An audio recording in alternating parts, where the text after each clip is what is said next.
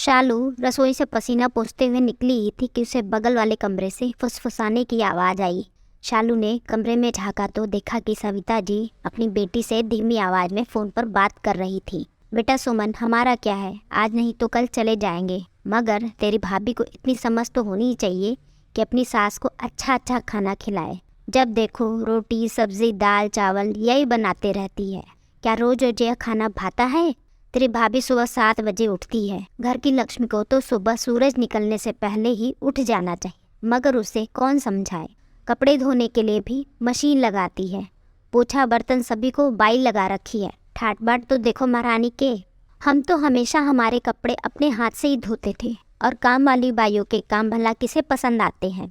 शालू ने सब कुछ सुना और अपने कमरे में आकर बैठ गई। उसकी आंखों में आंसू थे और वह अतीत में खो गई। जब वह शादी करके इस घर में आई थी, सविता जी और सुमन ने उसे कभी बहू वाला मान सम्मान नहीं दिया और ना किसी को देने दिया। पति शरद भी हमेशा शालू को ही सुनाते। शालू को इस बात का ज़्यादा अफसोस होता कि पति भी साथ नहीं देते, उल्टा माँ और बहन के बहकावे में आकर शालू पर ही गुस्सा निकालते हैं। एक दिन तो सविता जी का पारा ऐसा चढ़ा कि उन्होंने शालू के माता पिता तक को भला बुरा कह दिया था, मगर शरद या तो चुपचाप सुनते या फिर अपनी माँ का साथ देते। अब तो शालू को आदत हो गई थी ताने और उल्हानों की। ऐसा नहीं है कि शालू को गुस्सा नहीं आता था, मगर पलट कर जवाब देना उसके संस्कारों में नहीं था। शालू मन ही मन कुड़ती मायके में भी नहीं बता सकती थी। उसके माता पिता की भी उम्र हो चली थी, इसलिए वह उन्हें कोई टेंशन नहीं देना चाहती थी। पति शरद का तबादला दूसरे शहर में हो गया, जिस वजह से वह दोनों वहाँ जाकर बस गए।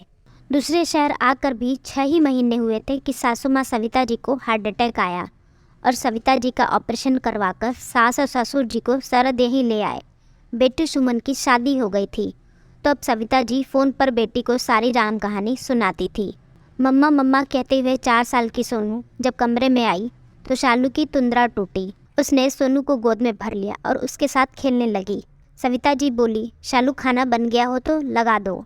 शालू रसोई से दाल चावल सब्जी रोटी ले आई। उतने में शरद भी आकर डाइनिंग टेबल पर बैठ गए। शरद को देखते ही सविता जी बोली, मुझे तो आजकल के खाने में कोई स्वाद ही नहीं लगता। यह बीमारों वाला खाना रोज रोज खाया नहीं जाता। शरद बोला, माँ आपको तला हुआ और चटपटा खाना खाने के लिए डॉक्टर ने मना करके रखा हुआ है, इसीलिए शालू रोज यह खाना बनाती है। पकौड़े समोसे यह सब हम भी नहीं खा रहे हैं, बल्कि आपको तो यह सोचना चाहिए कि मेरी वजह से घर में तला खाना बन ही नहीं रहा है और कोई भी नहीं खा रहा है। सविता जी बेटे का जवाब सुनकर चुप बैठ गई। दूसरे दिन सुबह जब शालू कपड़े धोने को मशीन लगा रही थी, सविता जी बोली, बहू ये रोज रोज मशीन चलाती हो, जानती हो कितना बिल आता है। शरद ऑफिस के लिए तैयार हो रहे थे, वह सुनकर बाहर आए और बोले, हाँ माँ जानते हैं बिल कितना आता है और वह बिल मैं भरता हूँ, इसीलिए आपको चिंता करने की कोई ज़रूरत नहीं है। और अगर शालू दिन भर कपड़े बर्तन यही करेगी तो दूसरे काम कब करेगी। सविता जी फिर चुप बैठ गई। शालू के लिए यह पल जिंदगी के सबसे खुशनुमा पल थे, जब पति शरद उसका साथ देता।